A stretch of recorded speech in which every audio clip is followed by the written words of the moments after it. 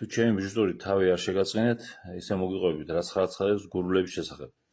გერმანელმა მეცნიერმა მორიც ვაგნერმა მე-19 საუკუნის პირველ ნახევარში იმოგზაურა შავი ზღვისპირა ქვეყნებში, მათ შორის საქართველოშიც. აი რას წერდა ის გურულების შესახებ. დიდებული მხარის გურიის მაცხოვრებლები მთელ კავკასიელ ხალხებს შორის სილამაზით პირველნი არიან. აი ეგეც მე ვარ. შემდეგ ის ახსენს, თუ როგორ შეხვდა ფოთის ციხის ზემოთ ღარიბი გურული მეთევზეს ქალიშვილს.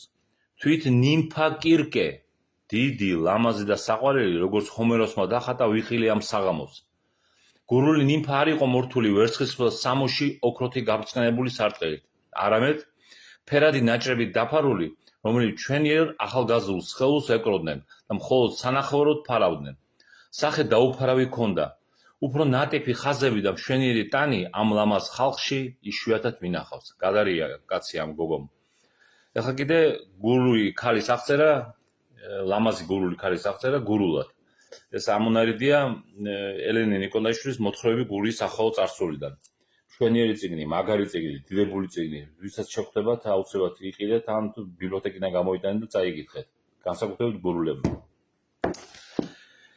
იმის სილამაზე იყო იდასაღუპავი, რომ თვალში ხელი უნდა ამოგესუა, მოჩვენება იგონებოდა კაცს.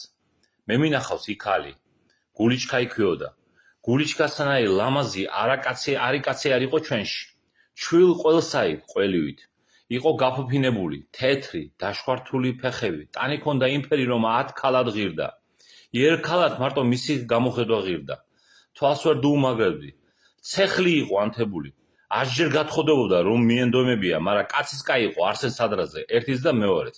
ისე მართლა დასავლეთის ქალებს და განსაკუთრებით გურულებს არაფერი არ შეედრება.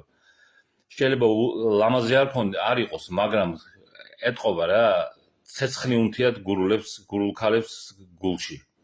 აი დღესაც ეს იყო, კარგად ბრძანდებოდეთ.